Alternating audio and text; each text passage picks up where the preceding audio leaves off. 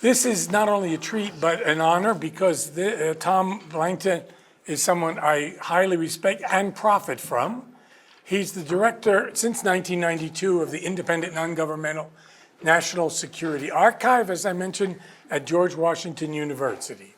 Imagine someone who has won a Emmy Award in 2004, a George Polk Award for journalism, 2 medals, one from Czechoslovakia and one from Romania for supplying documents and information. He's a member of the National Freedom of Information Act Hall of Fame, and he's won the Jean Mayer Global Citizenship Award as well. And he's produces about 1 ebook every week or something. Luckily, I'm on his list, and they come with documents, and it's extraordinary. And Sheila talked about the importance of sources. Well, these are sources about usually foreign policy, but about all kinds of things you can imagine. He can talk about that. He's written books too, because he has so much time on his hands. The last superpower summits, Gorbachev, Reagan, and Bush, conversations that ended the war, with the eminent Svetlana Savranskaya. They seem to be a team. I've never seen We've one been of married you. for a while. Oh, I see. Oh, okay. I've never seen one. It's a without superpower the condominium. Yeah, you know? that's okay. That's okay. Masterpieces of History, The Peaceful End of the Cold War in Europe, 1989. Again, with the same Svetlana Savranskaya, and this time with my other friend, Vladislav Zubak. And I could go on and on, but why should we waste time and why shouldn't we listen? So Tom, go ahead, go for it. I thought I would start with E.H. Carr. He's come up so many times already, just today. And my favorite E.H. Carr story is how in the book, What is History?, he gestures down the hallway at the university to one of his colleagues who's the world's leading expert in Sumerian civilization. And Carr remarks, that guy has read every cuneiform tablet that still survives from Sumerian civilization. And what that means is he's mastered all the evidence, and he's 99.9% ignorant of everything that ever happened in Sumer, right? We have the opposite problem, and I'll come back to that at the end, the digital challenge. But first, I want to do 3 things. 1, tell you more about the National Security Archive and how you can use what we produce. 2nd, describe the archival schizophrenia in Washington today that will have an impact, I think, on all of your careers. 3rd, I'll end with this digital challenge, and then I'm going to try to keep it down to about 30 minutes so that you can ask questions, because my core message here is pay it forward. File your Freedom of Information requests. You will not get the answers in time for your dissertation, but you will for your 2nd book and for the next generation of scholars. And that's why we're doing this. It's a crusade to open sources. So the National Security Archive was invented in 1985 by a group of journalists and historians who in the previous 10 years had amassed stacks and stacks of primary sources. The Freedom of Information Act did not apply to foreign policy, national security, international affairs until the amendments of 1974, which were passed over the veto of President Ford. And for the first time, actually required courts and reviewers to look into these documents de novo. So in the following 10 years, the stacks of releases became so high that certain spouses said to their dearly beloved researchers, journalists, and historians, get those documents out of my kitchen. And they invented this National Security Archive to save their marriages. So we've been a family values place ever since. First we were at Brookings Institution, now we've been at George Washington University. We have filed, I think I just checked before flying here, our 74,777th Freedom of Information request last week. Not all successful, I should say, but it's like, I think Science Magazine once published a detailed schematic study of about 1,000 squirrels. And the squirrels did not remember where they actually put that acorn. But if there were enough squirrels digging enough holes and planting enough acorns, all the squirrels could live through the winter on what was there. And that's kind of my metaphor for the Freedom of Information Act. Squirrels. You got to plant. Well, think about the incredible gymnastics that squirrels can do. The gymnastics you've done in your own career. Just think about that. But what we do with these requests and the documents when they hit is create these ebooks. We're now approaching 900 ebooks on the National Security Archive main website. Just search National Security Archive, click on that. You'll see extraordinary. We're going to have some more this summer. In about 2 weeks, you'll see an update on the bombings of Hiroshima and Nagasaki. What were the actual thinking, not only among the American leaders like Truman or General Groves, but also in the emperor's court in Japan with translated Japanese documents, and the reactions of Stalin, because as we now know, that was a key piece of this. The debate was always, oh, was it for scaring the Soviets, or was it for ending the war, or was it, and it's kind of an all of the above, all of the above answer, A, B, C, D, E, all of the above usually is a better shot. So watch for these ebooks, sign up on our website, and you can we don't sell your name, we don't sell your email, but you'll get an alert every time we publish some new documentation. So we have over 1 million pages published by ProQuest. We get no government funding whatsoever. We have private foundations, wonderful people like Deanna Arsenian, who you heard from in Carnegie, has funded so much of this great work over the years. And we have about 250 university libraries who subscribe through ProQuest to this massive curated digital National Security Archive. And that's been key to our success going forward. So our core motto, if you will, comes from the founder of the first historical society in the United States, which was the Massachusetts Historical Society. It was a guy named Jeremy Belknap. His name is on the Harvard University Press imprint, Belknap Press. Belknap said, "There's nothing like having a good repository and keeping a good lookout, not waiting at home for things to fall into the lap, but prowling about like a wolf for the prey," or like Sheila Fitzpatrick in the Soviet archives, right? So that's our core motive. We're not really national, we're international. We collect from multiple countries and we're looking for the interactions. The books that Svetlana and I did on 1989 contain German, Soviet, American, British, and French documents looking at the end of the Cold War in 1989, and Polish, and Czech, and Hungarian, because those people were driving the change, right? There was a vacuum between the superpowers in 1989, the great Bush pause with Gorbachev, and into that vacuum rushed the East Europeans, Solidarity first, but then others.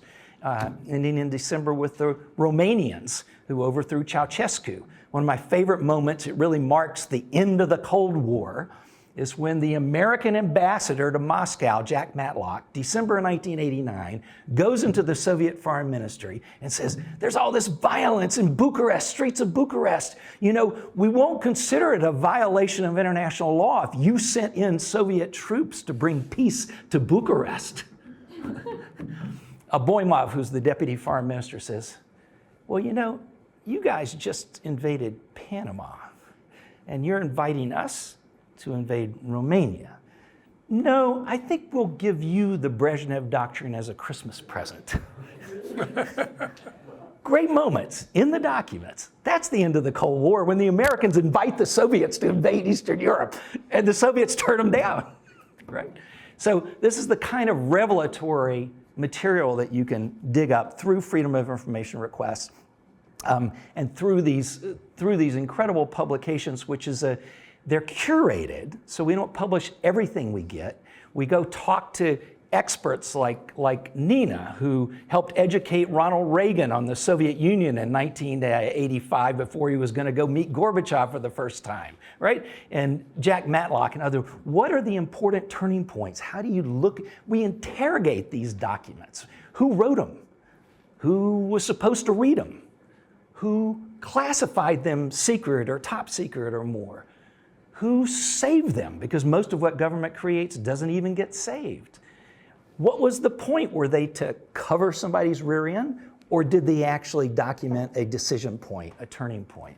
So that interrogation, my one caution on interrogating the documents is don't waterboard them. It really does damage to the paper and everything else. So interrogation is a whole different issue. That's background on the archive. I appreciate any questions you have when we get to the end. Let me just talk about the schizophrenia in Washington today. On the one hand, you have the current administration releasing Central Intelligence Agency files with no redactions, covering a number of years in the late 50s and early 60s, with the names of agents, the amounts of money spent on the operations, who was responsible in Washington and what their arguments were, the operations in Mexico and Cuba and Chile and Central America that were remotely related to the John F. Kennedy assassination, but only because the CIA was tracking Oswald in Mexico. There was a theory that Castro had manipulated the assassination as a payback for all the attempts on his own life, et cetera, et cetera. So a review board in the 1990s, the decade of openness, I would say both in Moscow and in Washington and all over Eastern Europe. When Sheila was sending off her graduate students to explore whole new areas of the archives, yes, the security states were becoming more and more accessible to all of us. So you have this, on the one hand, extraordinary, even reckless openness, because a number of those CIA assets are still alive. There were American Social Security numbers of the staff of congressional committees also released, so almost reckless, but an extraordinary level of openness, which is going to be one of my calls to you, is that now is a time when you can study both in a single empire, the United States, in multiple empires, Soviet and elsewhere, the security apparatus. With these new revelations in the CIA, we're almost at the level of openness of the Ukrainian KGB files in Kyiv. I'm saying that with some sense of irony. I don't see anybody laughing except for Sheila. But the Baltics, the KGB files there, the Politburo files, the archives of Eastern Europe are full of Russian language documents about political and empire machinations that are incredible windows into how things actually worked. So that's on the one hand, the schizophrenia. You've got this amazing openness. On the other hand, you have the decimation of public data sets, websites being scrubbed. And on March 13th, Svetlana gave what was probably the last or second to last public presentation at an incredible institute called the Kennan Institute in Washington, which for 50, 60 years had led Soviet and Russian studies. It now doesn't exist. It's been wiped out. What happened? Well, on March 31st, she gives this presentation, and the presentation was about this document. It's an extraordinary document. It's a descent channel cable that she had just gotten in the last 6 months through a Freedom of Information lawsuit from Strobe Talbot's files from the 1990s. And it's a dissent written by the head of the political section of the US Embassy in March 1994 against all of US policy toward Russia, independent Russia, Yeltsin and Russia. They said, you're doing it wrong politically because you're investing everything in your personal relationship with Boris Yeltsin. That's a mistake for America to do that. You're doing it wrong socially because all these new constructions that you're encouraging aren't going to fit in Russian society, which is this way. And your economics are the worst. This neoliberal market economics, he didn't use the word market Bolshevism, other scholars like Peter Reddaway have. But he says, it's going to drive Russia away from the West because you're breaking apart systems on which so many millions of people depended. He could not, his ambassador, a guy named Thomas Pickering, was willing to send it out in the front channel where it'd be read all across official Washington, Pentagon, CIA, State Department, et cetera. But the economics section at the United States Embassy refused to clear it. The quote that Wayne Mary gave, the author of this, was that they told him Larry Summers would have a heart attack if this was sent out. Larry Summers was then Undersecretary and later Secretary of the Treasury. So Svetlana appeared with Wayne Mary because Svetlana got this document Wayne had been turned down by the State Department trying to get a copy of his own cable. They said, no, we can't release dissent channel messages because it'll disincentivize anybody else to dissent. Svetlana got it because she went after Strobe Talbot's files, and Strobe had a copy of it in his files. So it got released as a piece of Strobe Talbot files. Wayne Mary couldn't see his own cable. When Svetlana wrote him and we went and had a drink with him in, December, he said, I thought I would die before I ever saw my cable again. Svetlana called it the long telegram of the 90s because it bears comparison to George Kennan's telegram of the 40s. The prescience of the predictions and the analysis of what was happening in Russia right at that time. So you can go on our website and look up the long telegram of the 90s. Download your own copy. It really is 70 paragraphs long, and it's extraordinarily insightful. So after that great public session, there were people online, people in the room in the Kennan Institute, out in the hallway. We asked the leadership, so are you ready? I mean, Wilson Center and Kennan, you're on the list of globalist entities in Washington like Institute of Peace or Voice of America. They're going to be shut down. They said, oh no, we're ready for it. We know they're trying to, cut jobs, save money. So we've got a plan to cut 20 jobs here, 20 there, save about $4 or $5 million a year. We're ready for it. DOE shows up on March 31, and the next day, everyone is fired or resigned. There are 5 people left in the entire Wilson Center, 3 floors of the Reagan office building. And we had this vision at the National Security Archive. We worked together with the Wilson Center and Kennan Institute for years and years. We had helped gather those incredible documents. I mean, to give you one example, you can't get into the North Korean archives. So the study of North Korea is very hampered. To answer Sheila's question, what are the sources? Then ask your questions. Well, the Wilson Center projects, the Cold War International History Project, the History and Public Policy Program, studied North Korea by the side windows. All the communist countries of Eastern Europe had embassies in Pyongyang. They sent hundreds, thousands of reports back on society, culture, economics, politics, military, all the capacity. But they were in Hungarian or Czech or Polish or Russian or German, East German. But if you collected those and you're looking through the side windows, you've got the secret to what's the old story about the elephant. One person holds onto the tail and says, oh, it's kind of like a snake. Another one holds onto the ear and says, oh my gosh, it's a huge leaf. And another one feels the side, oh gosh, it's the size of a building, right? But if you have all the pieces of the elephant, you can put together the creature in some really interesting ways. So that's the kind of value of this stuff. Our vision was, they're shutting it down. They're going to close the lease. You're gone. They're gone. So a couple of former staff helped us get into the building, saying they were going to turn in their IDs or cell phones. Svetlana's research assistant, a real hero, Walker Dargagliano, who should probably be in this seminar next year, gathered a couple of his friends. He had just a new master's graduate at George Washington. Our webmaster rented a van. We had a lookout on the corner there. We had a lookout on the 6th floor. We had the van in the basement garage. And we ran a bucket brigade. And as we were going in, we had asked our friends who had worked there, so what do you think? How much is there in the archive? They said, oh, about 40 or so banker's boxes. Well, you know how big those are, right? Banker's boxes.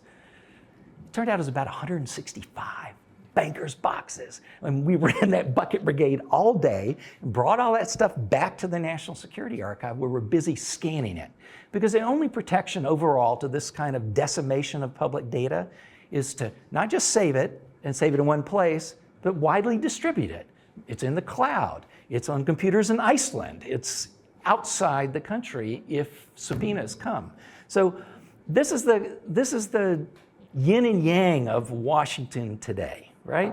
Incredible openness on the CIA and the shutting down of globalist institutions that have been key to all of our studies from then on. So I'd be happy to answer more questions about that, but I want to get on to actually using the Freedom of Information Act, and I want to give you this huge caution, because the problem we face with E.H. Carr's cuneiform tablets is that we now have on the order of, just as a result of National Security Archive lawsuits against every president from Reagan through the current president, we have compelled the government to save over a billion, I should say it like Carl Sagan used to say, billions and billions of e-records, right? No, the Reagan White House email tried to destroy their backup tapes. We got a court order and saved them.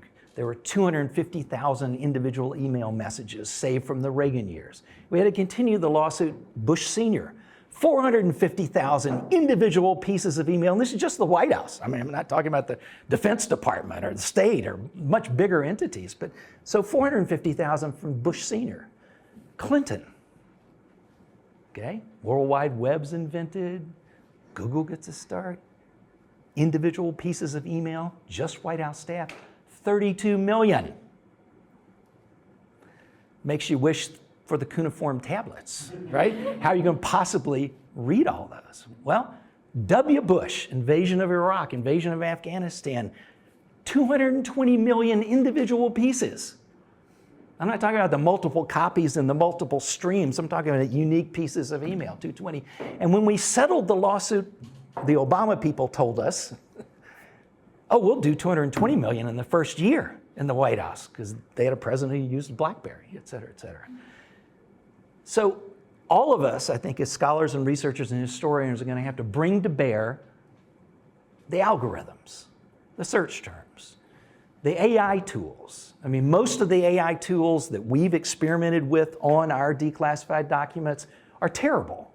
They hallucinate like crazy. They mix up, Pinochet and Duarte. And only when you bring them into a closed universe where the only feedback loop they're getting is from the body of records you're asking them to analyze, only then do they really become potentially useful. We're all going to have to learn to use them and to do that. We don't know yet how many instant messages we saved with our last lawsuit. We filed it in December of 2020, big article in the New Yorker by our historian friend Jill Lepore, warning bonfire in the Rose Garden coming. We knew in the first term President Trump was known to tear up records and leave them in the floor of the Oval Office, and so we were worried about mass destruction. Well, it turns out mass destruction wasn't the end of the issue. It was a U-Haul in the driveway carrying the boxes away with his souvenirs down to Mar-a-Lago, where they then showed up under the chandeliers in the bathrooms. And that's a whole nother story. But that lawsuit got the government to go save all the WhatsApp messages that Jared Kushner and all the other senior staff had begun to use. And think about the volume. Just pick up your own phone and think about your volume of individual text messages and begin to understand that that was the way they were negotiating everything from Ukraine, the Jeremiah Accords, the Abraham Accords, we're going to be faced with this enormous digital challenge going forward, and it's going to require all our creativity, especially on the authentication part of it, because digital records are easy to save, but they're easy to manipulate and they're easy to destroy.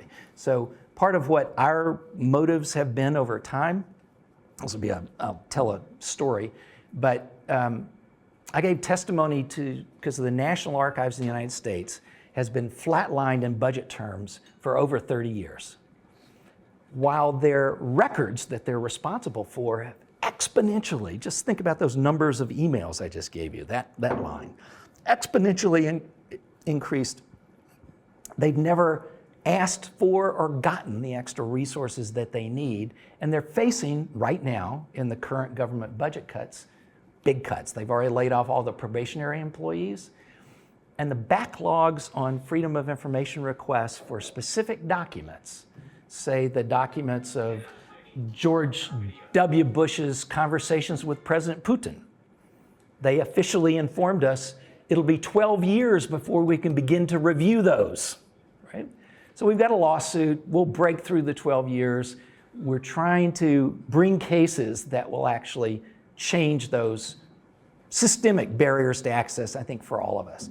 So I think in the final analysis, I'd love to get your questions about sources, about resources, about freedom of information requests, and I'm hoping that's grandchildren intervening there. It is, I'm sorry Which it is. about No, that. it's, look, if our grandkids called us, I think Svetlana and I would stop talking and, I mean, seriously. Later. Yeah, no, family values, remember family values? We're really into that.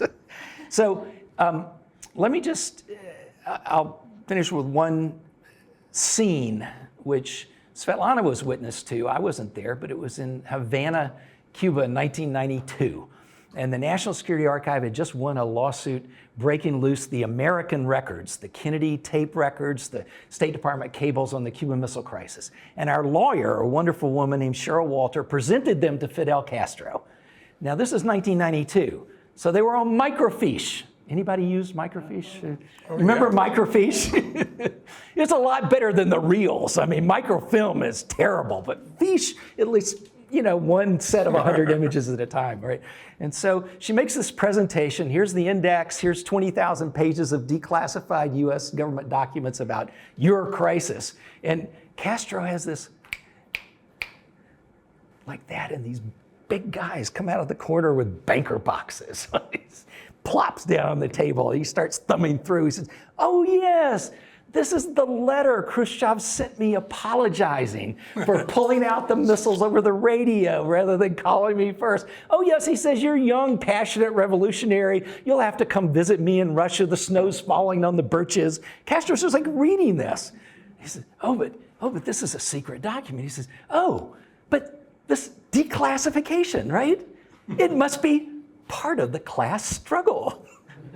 And throws it on the table. So join the class struggle, help us get it all declassified, and we'll build more dissertations for everyone. All right, and I'd love to have your questions.